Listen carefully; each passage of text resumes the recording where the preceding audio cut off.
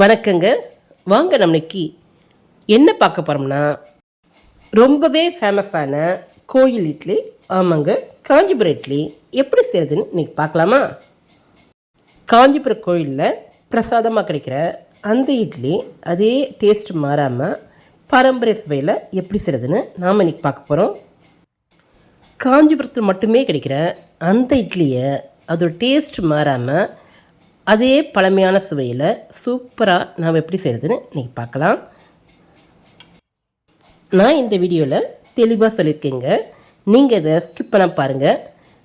அதே சாஃப்டாக மெத்துன்னு நம்ம இதில் பச்சரிசியில் செஞ்சுருக்கோங்க. கோயிலில் பச்சரிசி செய்வாங்க, அதே மாதிரி நாம் செஞ்சுருக்கோம். இது கரெக்டாக பார்த்தீங்கன்னா தெளிவாக புரியுங்க.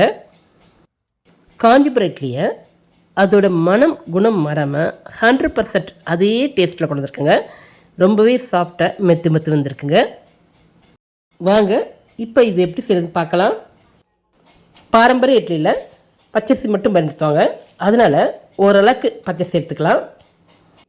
பொதுவாக இட்லிக்கு பச்சரிசி மட்டும் பயன்படுத்திங்கன்னா இட்லி சாஃப்டாக வராதுங்க.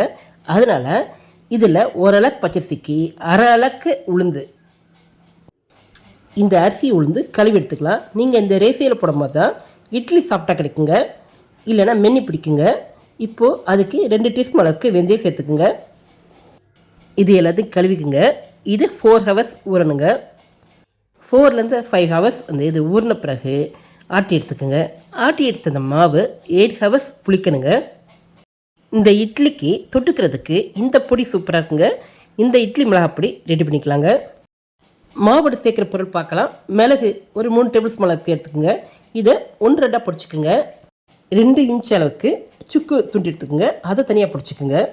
3 டேபிள் ஸ்பூன் அளவுக்கு கடலைப்பருப்பு, 3 டேபிள் ஸ்பூன் உளுந்து பருப்பு, இதை தனியாக எடுத்துக்கலாம். மிளகு சேர்க்கும்போது அது கூட சீரகம் சேர்க்கணுங்க. ஒரு 2 டேபிள் ஸ்பூன் அளவுக்கு சீரகம் எடுத்துக்கோங்க. இதை இன்னும் ருசியாக்க 10 முந்திரி பருப்பு 1-2 பொடிச்சுக்குங்க. முந்திரி துண்டை பாதியாக உடச்சி கூட சேர்த்துக்கலாங்க. இதோட கருவேப்பிலை. இப்போ நாம் தாளிக்க போகிறோங்க. கடாய் வச்சுருக்குங்க. நல்லெண்ணெய் சேர்த்துக்குங்க. 1 டீஸ்பூன் நெய்யும் சேர்த்துக்குங்க. 1 டேபிள் ஸ்பூன் அளவுக்கு கடுகு சேர்த்துக்குங்க. கடுகு பொரியட்டும். இப்போ எடுத்து வச்சுருக்கிற உளுந்த பருப்பு கடலைப்பருப்பு சேர்த்துக்கலாம். அது கூடயே கருவேப்பிலை சேர்த்துக்குங்க. இதெல்லாம் பொரியட்டும். இப்போ முந்திரி பருப்பு சேர்த்துக்கலாம். எல்லாத்தையும் வதக்கிவிடுங்க. 1 டீஸ்பூன் அளவுக்கு பெருங்காயத்தூள் சேர்த்துக்குங்க. அது கூடயே பிடிச்சி வச்சுருக்க மிளகு சேர்த்துக்கலாம். இதில் மிளகு மட்டும் தான் பிடிச்சிருக்கோங்க, சீரகத்தை பிடிக்கலாங்க, அப்படியே சேர்த்துக்கலாம். இப்போது சுக்குத்தூள் சேர்த்துக்கலாம். சில்ட்ரன்ஸ் விரும்பி சாப்பிட்றதுக்காக முந்திரி பருப்பை 1-2 உடச்சி சேர்த்துக்குங்க. இப்போ இதெல்லாம் சேர்த்துட்டு எல்லாத்தையும் ஒரு சேர நல்லா வதக்கிவிடுங்க. நல்லா வதங்கட்டுங்க. தேவையான அளவுக்கு நெய்யோ எண்ணெயை சேர்த்துக்குங்க. ஓகேங்க. நீங்கள் இப்போ தான் நம்ம வீடியோவை ஃபஸ்ட் டைம் பார்க்குறீங்களா? அப்படி பார்க்குறாந்தா மறக்காமல் நம்முடைய மதுமொழி சேனலுக்கு சப்ஸ்கிரைப் பண்ணிடுங்க. பண்ணிட்டீங்களா? அப்படி கீழே இருக்க பெல் பட்டனில் ஆல் கொடுத்துருங்க. ஓகே. இப்போ மஞ்சத்தூள் சேர்த்துக்கலாம். 1/2 டீஸ்பூன் அளவுக்கு சேர்த்துக்குங்க. அதையும் சேர்த்துட்டு நல்லா வதக்கிவிடுங்க. இப்படி எல்லா பொருட்களையும் தாளித்து சேர்க்கும்போது அந்த இட்லி நல்ல வாசனையும் மணமாகவும் இருக்குங்க. பாருங்கள், நம்ம இட்லி மாவு புளிக்க வச்சு 8 மணி நேரம் ஆச்சுங்க. இப்போ ரெடியாக இருக்குங்க. இப்போ தாளித்து அந்த பொருட்களை இட்லி மாவில் சேர்த்துடலாம். வதக்கி வச்ச எல்லா பொருட்களையும் இந்த மாவில் சேர்த்துக்கலாம். பொதுவாக இந்த இட்லிக்கு அப்படியே சாப்பிட்லாங்க, இல்லை இட்லி மிளகாப்பொடி சாப்பிட்லாங்க. இது கூட தேங்காய் சட்னி, சாம்பார் எதுவும் சேர்க்காமல் ப்ளைன் சாம்பாராக இருக்கணுங்க. அரிசி மாவு அரைக்கும் போதே ரவை பார்த்துக்கு இருக்கணுங்க. அதே மாதிரி மாவு ரொம்ப தனியாக இருக்கக்கூடாதுங்க, இந்த மாதிரி கெட்டியாக இருக்கணுங்க. மாவு அரைக்கும் போது நைஸாக அரைச்சிட்டிங்கன்னா மாவு முழுன்னு இருக்குங்க, இந்த பதத்துக்கு அரைக்கணுங்க. இப்போது உப்பு சேர்த்துக்கலாம். மாவை ரவை மாதிரி அரைக்கும் போது நமக்கு அந்த இட்லி கிடைக்குங்க. பார்த்து அரைச்சிக்குங்க. மாவு ரெடிங்க. இட்லி ஊற்ற ஆரம்பிக்கலாம். ஒரே மாதிரி அளவுள்ள டம்ளர் எடுத்துக்கோங்க. கீழ்பாட்டத்தில் வாழை இலை சேர்த்துக்குங்க. வாழை இலை சேர்க்கும் போது ஒட்டாமல் வருங்க. இப்போ எல்லாத்துலேயும் நெய் சேர்த்துக்குங்க, ஆயில் கூட சேர்த்துக்குங்க. இப்போது சுற்றி வாழை இலை வைக்கலாம். வாழை இலையை வாட்டி வைங்க, லேசாக வாட்டி சேர்த்துக்குங்க. பாரம்பரிய இட்லிக்கு மந்தார இலை சேர்ப்பாங்க.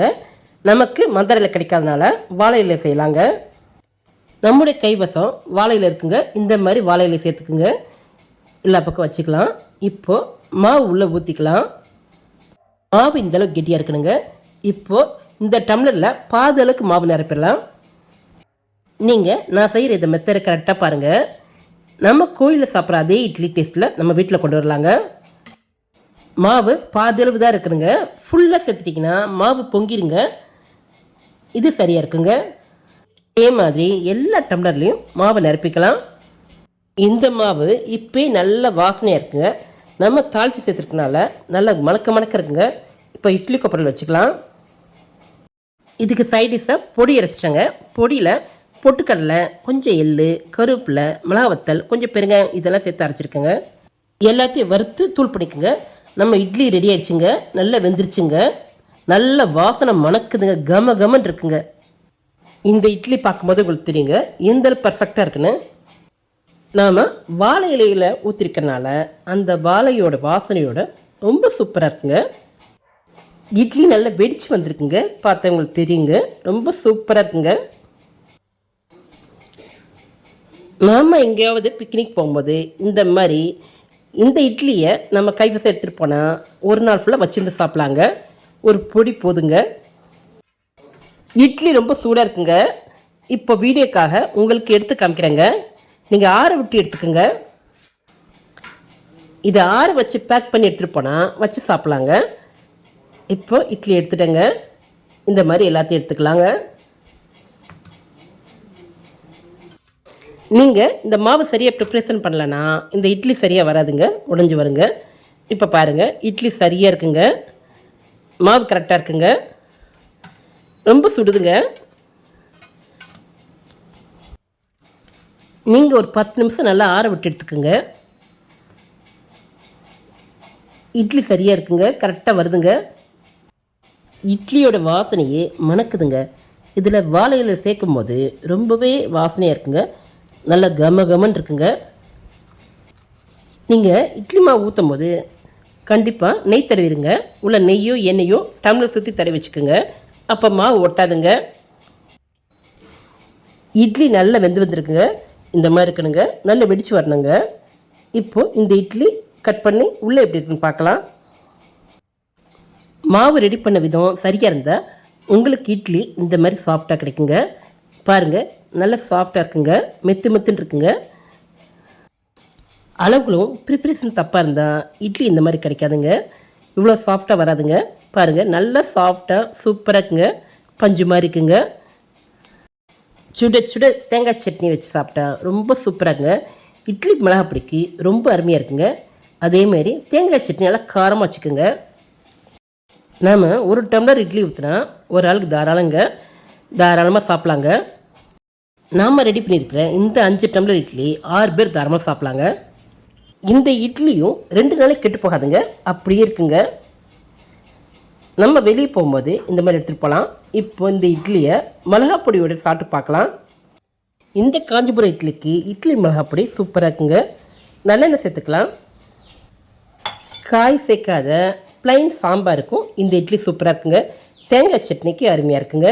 இதை 3 நீங்கள் ட்ரை பண்ணுங்கள். இப்போது இட்லி மிளகாப்பொடியோட இதை சாப்பிட்டு பார்க்கலாம். நீங்கள் அரைக்கிற மாவு ரவை பத்தில் இருந்தால் இந்த இட்லி இந்த மாதிரி இருக்குங்க. இப்போது இதை சாப்பிட்டு பார்க்கலாம்.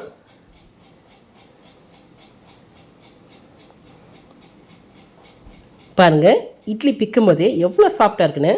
நல்ல மெத்துன்னு இருக்குங்க.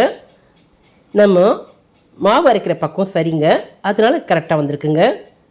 நல்லா தோச்சி எடுத்துக்கலாம். சூப்பராக இருக்குங்க. அருமையாக இருக்குங்க. இது எல்லாத்தையும் சாப்பிட்றலாங்க. ரொம்ப சூப்பராக நல்லா மிருதுவாக அதே நேரம் டேஸ்ட்டாக இருக்குங்க. ஓகேங்க. ரொம்பவே டேஸ்டான காஞ்சிபுரம் இட்லியை அதோட பாரம்பரிய சுவை மாறாமல் அப்படியே செஞ்சுருக்காங்க. நீங்களும் இதே மாதிரி செஞ்சு பாருங்கள். செஞ்சு பார்த்துட்டு இப்படி இருக்கு சொல்லுங்கள். மறக்காமல் சப்ஸ்கிரைப் பண்ணிடுங்க. இந்த வீடியோ உங்களுக்கு பிடிச்சிருந்தா உங்கள் லைக்ஸையும் கமெண்ட்ஸையும் கொடுங்க. ஃப்ரெண்ட்ஸுக்கு ஷேர் பண்ணுங்கள். இதே போல் மற்ற வீடியோ சந்திக்கலாம். நன்றி.